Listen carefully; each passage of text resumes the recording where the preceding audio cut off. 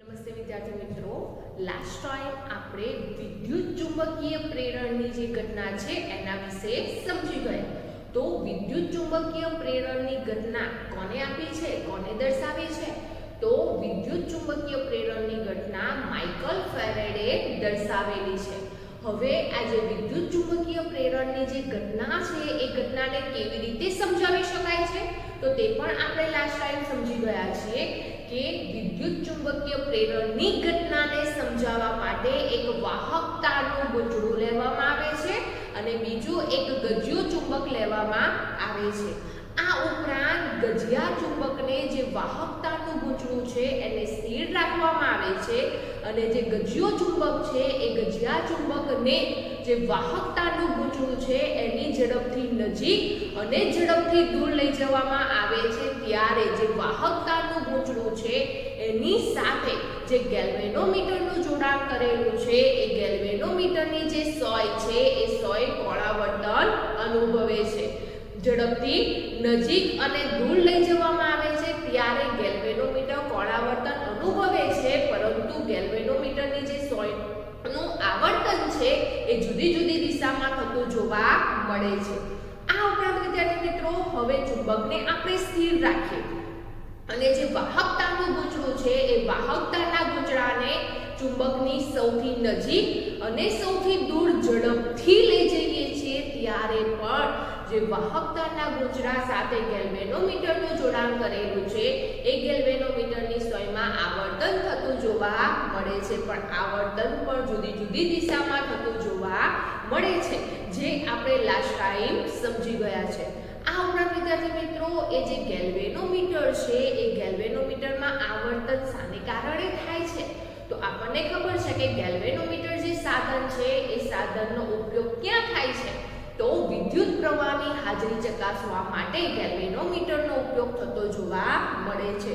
તો એ જે ગેલ્વેનોમીટરનું આવર્તન થાય છે એ શું દર્શાવે છે તો ગેલ્વેનોમીટરનું જે આવર્તન થાય છે એ આવર્તન પરથી આપણે એમ કહી શકીએ છીએ જે વાહકતાનું ગૂંચળું છે એ ગૂંચળામાં વિદ્યુત પ્રવાહ ઉત્પન્ન થતો જોવા મળે છે.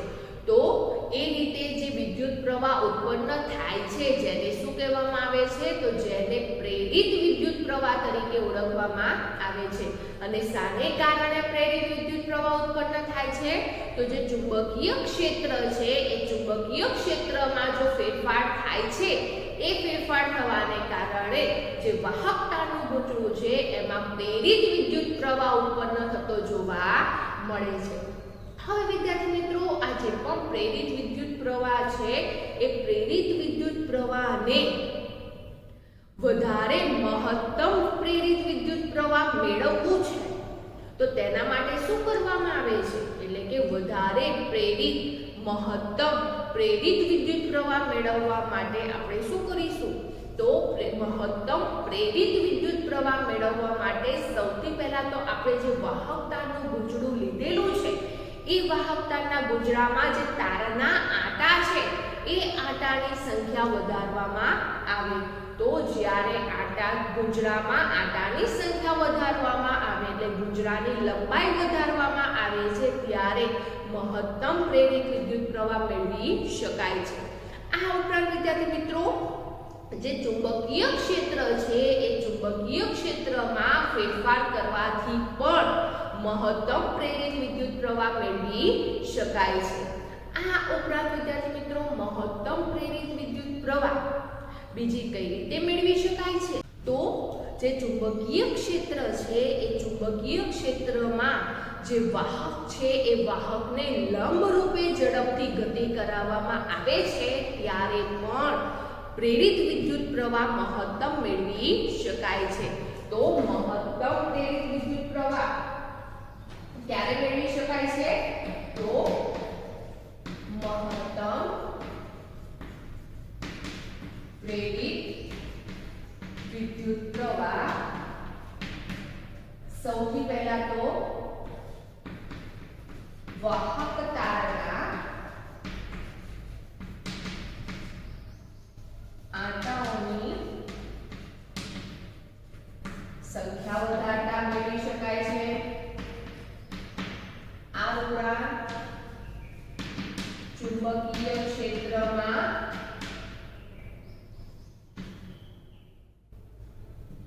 ફેરફાર કરવાથી મેળવી શકાય છે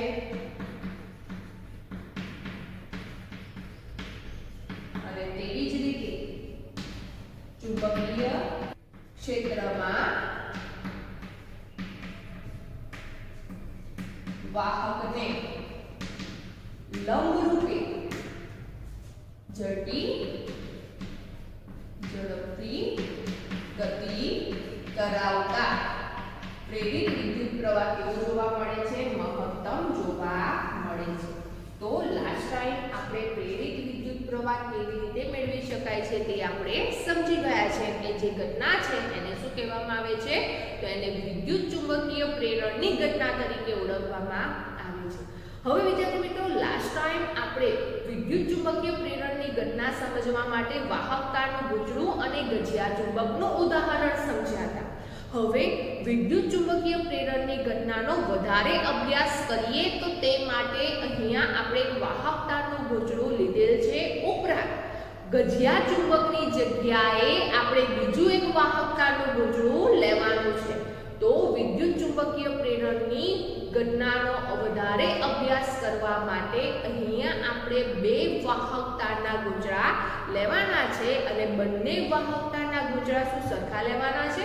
તો ના, એક વાહકતાનું ગૂંચળાની જે લંબાઈ છે એ વધારે જોવા મળે છે, એટલે કે એ વાહકતાનું જે ગૂંચળામાં આંટા છે એ આંટાઓની સંખ્યા વધારે લેવામાં આવે છે અને બીજું જે આપણે વાહકતાનું ગૂંચળું લઈએ છીએ એ નાનું લેવાનું છે, એટલે કે એમાં જે આંટાઓની સંખ્યા છે એ ઓછી જોવા મળે છે. તો એમ એક મોટું અને એક નાનું એમ બે જે વાહકતાના ગૂંચળા છે એ લેવામાં આવે છે.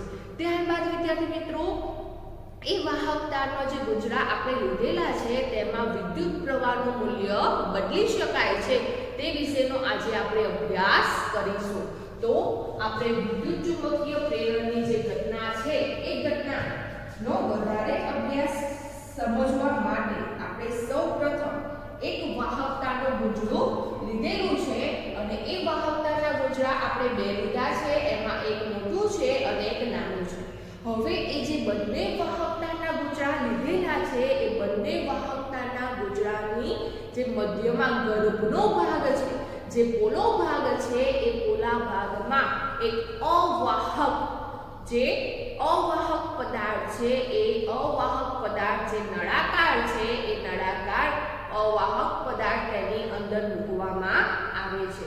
તો તમે જે પણ કોઈ તારનું ગૂંચળું બનાવેલું છે અને આ પ્રયોગ જો તમે ઘરે કરતા હો તો એ જે તારના ગૂંચળા છે એ તારના ગૂંચળાની અંદરનો જે પોલો ભાગ છે એ પોલા ભાગમાં અવાહક પદાર્થ તરીકે તમે જે જાડો કાગળ છે એ જાડા કાગળને નળાકાર રીતે વાળીને એની અંદર તમે મૂકી શકો છો. તો હવે વધારે અભ્યાસ કરવા માટે આપણે તેની સૌપ્રથમ આકૃતિ સમજીએ. તો આકૃતિ દ્વારા આપણે જોઈએ તો આકૃતિમાં સૌપ્રથમ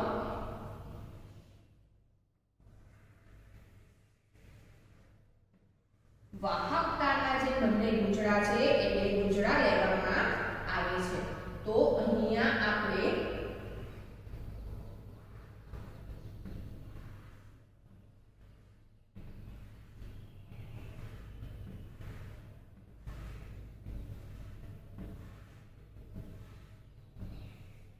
વાહકતાનું એક મોટું ગૂંચળું લીધેલું છે અને એવી જ રીતે અહીંયા આપણે બીજું એક વાહકતાનું નાનું ગૂંચળું લીધેલું છે. એમાં આંટાઓની સંખ્યા કેવી જોવા મળશે? તો આંટાઓની સંખ્યા ઓછી જોવા મળશે. તો અહીંયા સૌપ્રથમ આપણે વાહકતાના જે બંને ગૂંચળા લીધેલા છે એ બંને ગૂંચળાનો જે મધ્ય ભાગ છે એ મધ્ય ભાગમાં આપણે જે અવાહક પદાર્થ છે એ નળાકાર અવાહક પદાર્થને મૂકેલો છે. હવે વિદ્યાર્થી મિત્રો, અહીંયા આ જે મોટું ગૂંચળું છે એને ગૂંચળું 1 નામ આપીશું અને જે નાનું ગૂંચળું છે એને ગૂંચળું 2 નામ આપીશું. તો અહીંયા આપણે બે ગૂંચળા લીધેલા છે, 1 અને 2, જેમાં 1 છે એ મોટું છે, 2 છે એ નાનું છે.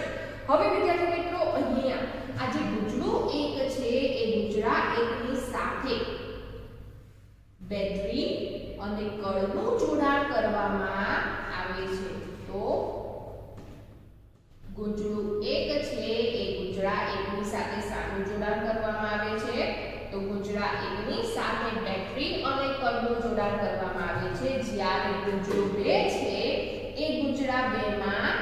ગેલ્વેનોમીટર છે એ ગેલ્વેનોમીટરનું જોડાણ કરવામાં આવે છે. તો હવે અહીંયા આપણે જે વિદ્યુત ચુંબકીય પ્રેરણ છે એ વિદ્યુત ચુંબકીય પ્રેરણનો વધારે અભ્યાસ કરીએ છીએ. એટલે કે આપણે પ્રેરિત વિદ્યુત પ્રવાહ તો મેળવેલો છે, પરંતુ વિદ્યુત પ્રવાહના મૂલ્યમાં ફેરફાર કરી શકાય, મૂલ્ય બદલી શકાય તે માટે હજુ આપણે વધારે સમજીએ. તો એ સમજવા માટે સૌપ્રથમ આપણે એક વાહકતાનું ગૂંચળું આપણે બે લીધેલા છે. એમાં એક મોટું છે એટલે લંબાઈ વધારે છે, આંટાઓની સંખ્યા વધારે છે, જ્યારે બીજું ગૂંચળામ નાનું છે એટલે કે આંટાઓની સંખ્યા ઓછી છે. ત્યારબાદ એનો જે વચ્ચેનો પોલો ભાગ છે એ પોલા ભાગની અંદર આપણે અવાહક નળાકાર પદાર્થ ગોઠવેલો છે.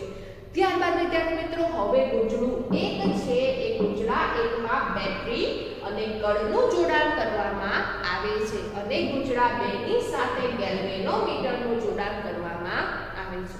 હવે વિદ્યાર્થી મિત્રો આપણે પ્રવૃત્તિ કરીએ. તો પ્રવૃત્તિ કેવી રીતે કરવામાં આવે છે? તો હવે સૌપ્રથમ આપણે કળ ચાલુ કરીએ તો શું થશે? તો આપણને ખબર છે કળ ચાલુ કરીશું એટલે બેટરીમાંથી વિદ્યુત પ્રવાહ જે વાહકતાનું ગૂંચળું છે એ વાહકતાના ગૂંચળામાં પસાર થશે. તો હવે સૌપ્રથમ આપણે જે કળ છે એ કળને ચાલુ કરીએ છીએ ત્યારે આપણું ધ્યાન, આપણું અવલોકન કઈ તરફ રાખવાનું છે? તો આપણે અવલોકન અહીંયા જે ગેલ્વેનોમીટરનું જોડાણ કરેલું છે ત્યાં તેનું અવલોકન કરવાનું છે.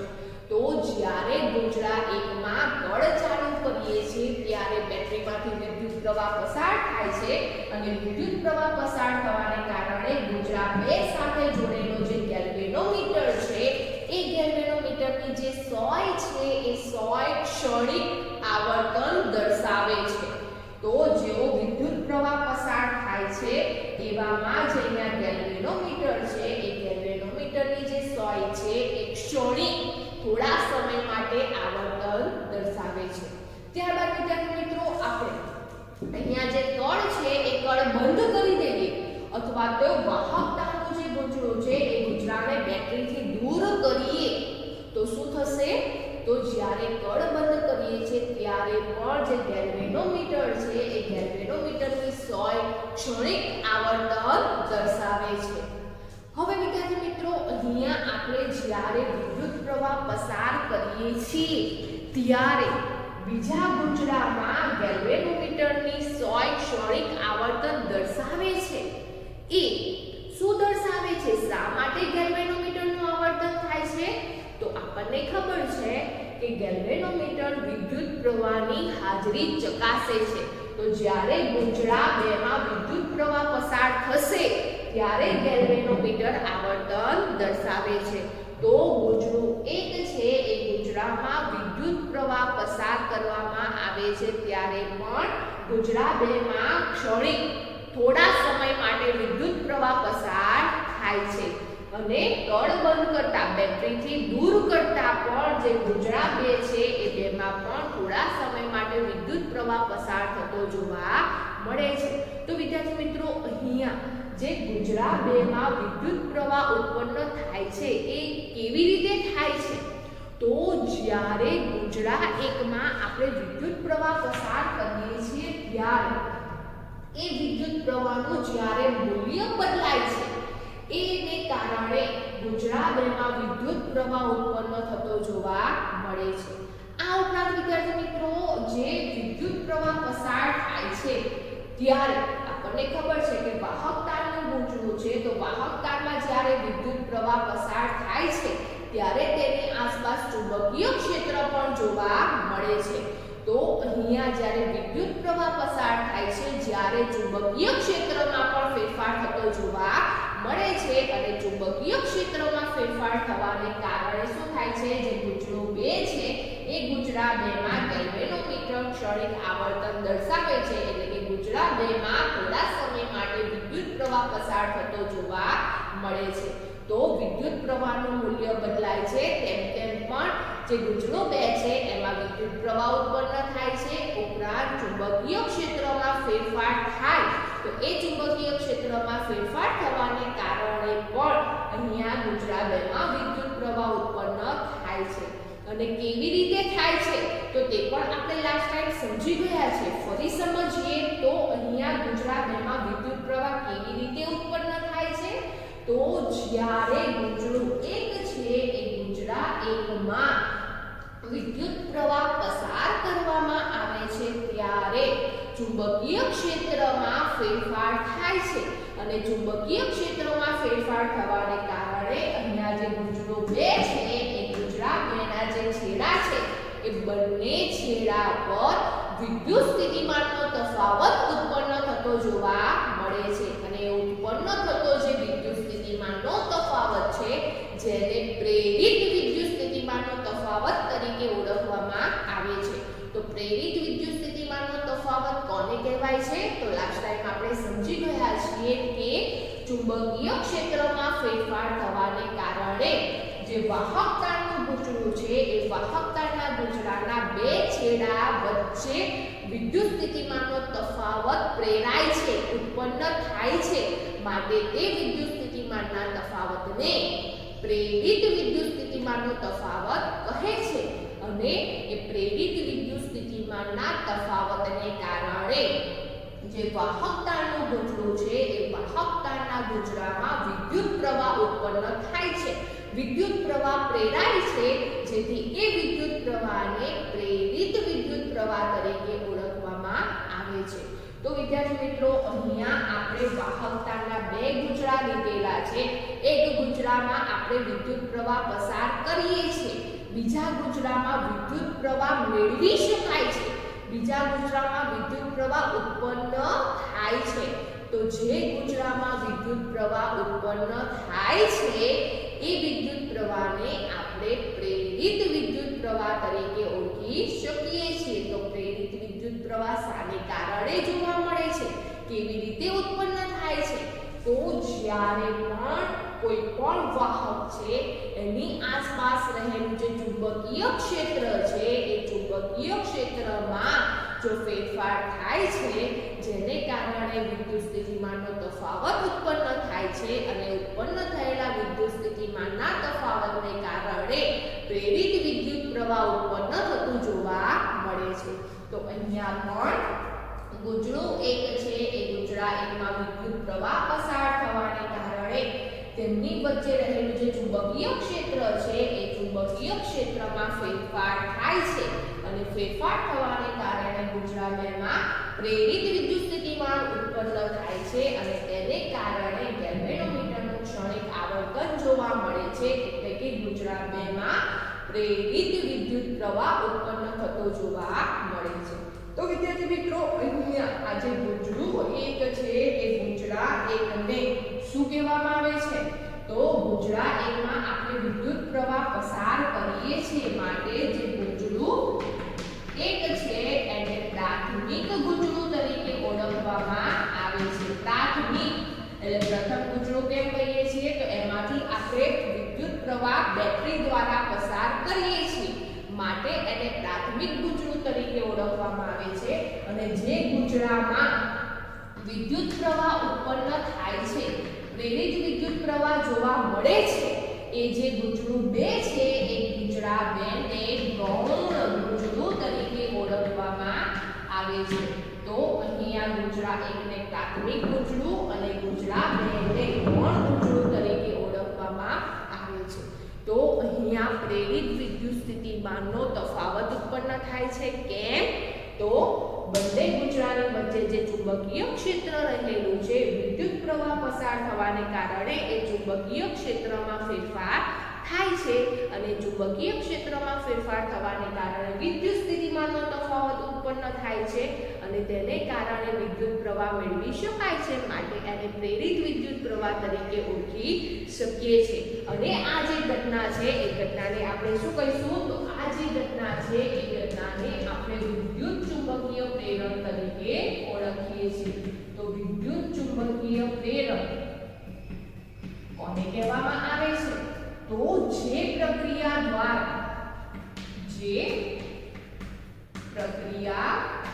દ્વારા એક વાહકના લીધે ચુંબકીય ક્ષેત્રમાં ફેરફાર થતા અન્ય બીજા વાહકમાં વિદ્યુત પ્રવાહ મેળવી શકાય છે.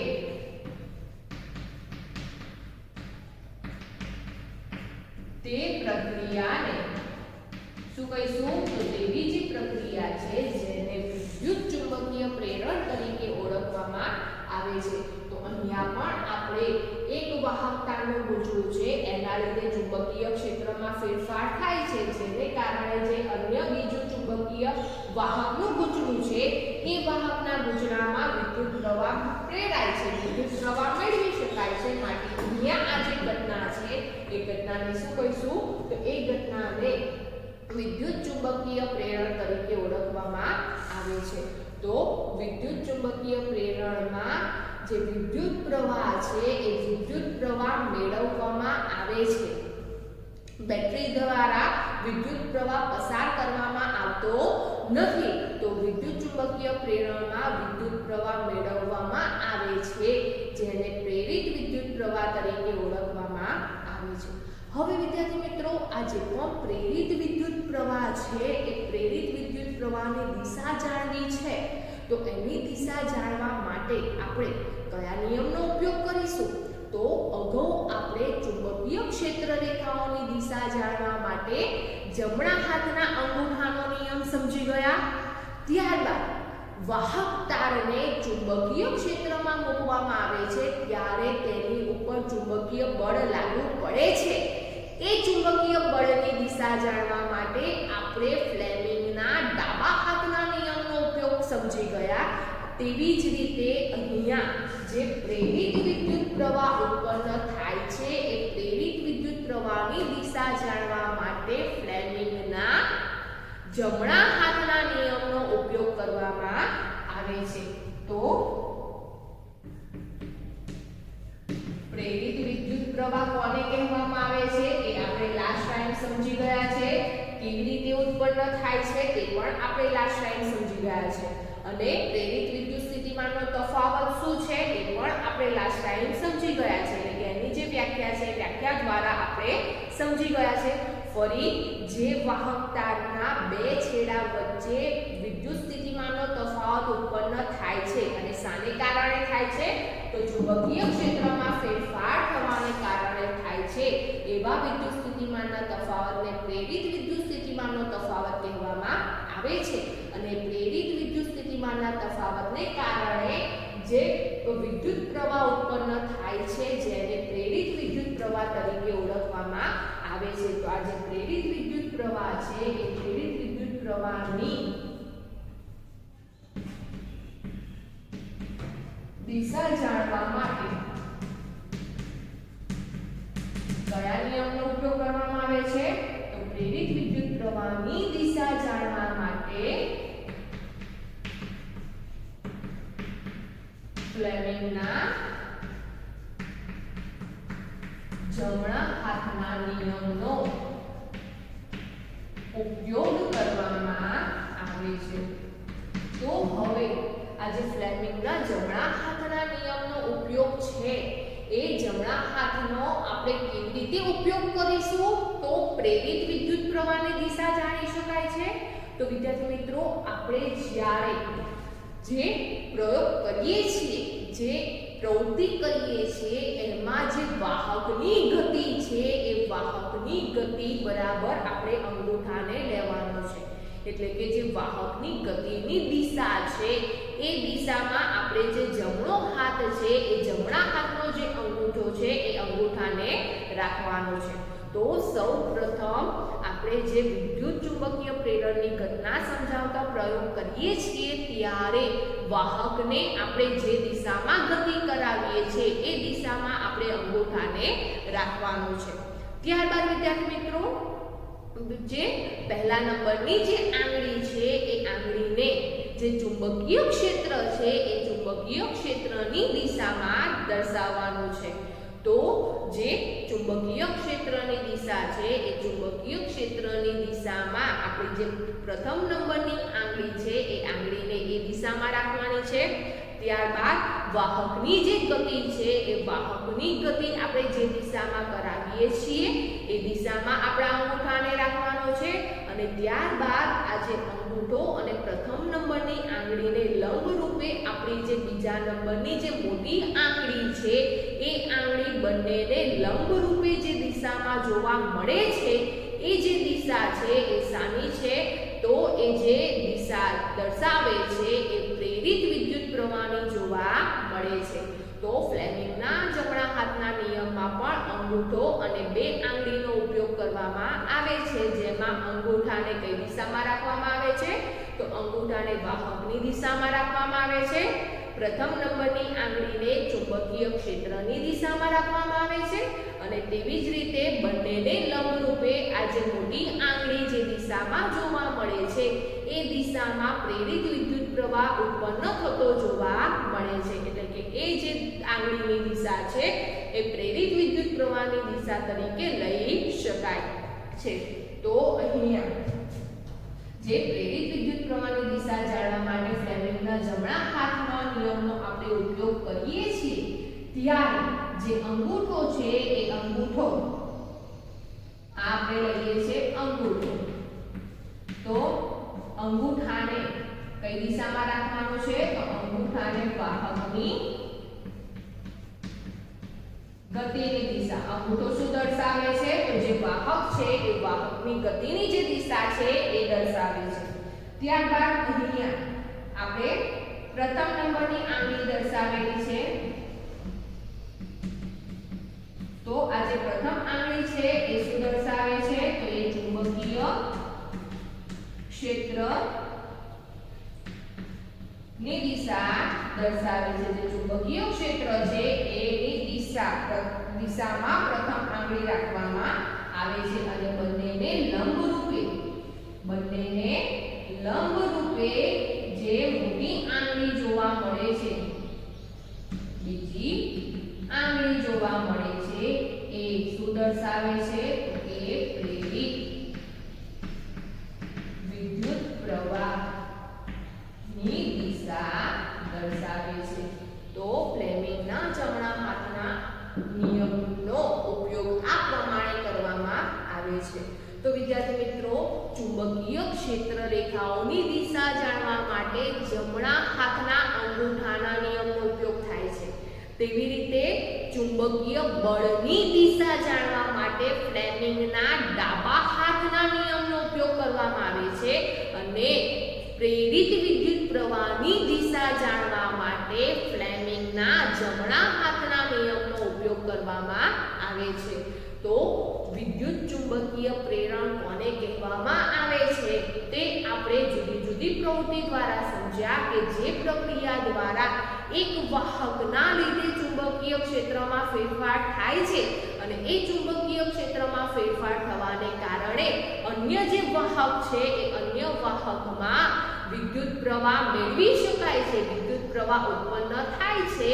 એ જે ઘટના છે, એ જે પ્રક્રિયા છે જેને વિદ્યુત ચુંબકીય પ્રેરણ તરીકે ઓળખવામાં આવે છે.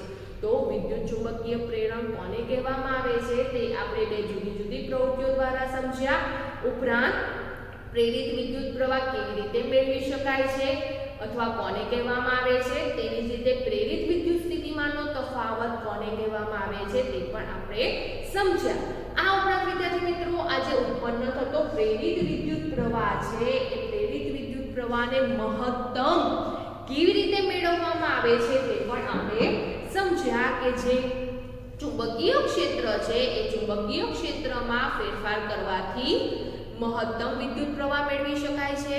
આ ઉપરાંત જે વાહકતાનું ગૂંચળું છે એમાં આંટાઓની સંખ્યા વધારવામાં આવે તો પણ મહત્તમ પ્રેરિત વિદ્યુત પ્રવાહ મેળવી શકાય છે. ઉપરાંત જે વાહકની ગતિ છે એ ચુંબકીય ક્ષેત્રમાં લંબરૂપે આપણે કરાવીએ છીએ ત્યારે પણ મહત્તમ પ્રેરિત વિદ્યુત પ્રવાહ મેળવી શકાય છે. તો આમ આજે આપણે જે વિદ્યુત ચુંબકીય પ્રેરણ છે એ વિદ્યુત ચુંબકીય પ્રેરણ કોને કહેવામાં આવે છે અને તેના વધારે અભ્યાસ વિશે સમજ્યા. ઉપરાંત એ પ્રેરિત વિદ્યુત પ્રવાહ ઉત્પન્ન થાય છે એ ઉત્પન્ન થયેલા પ્રેરિત વિદ્યુત પ્રવાહની દિશા જાણવા માટે કયા નિયમનો ઉપયોગ કરવામાં આવે છે તે પણ આપણે આજે સમજ્યા.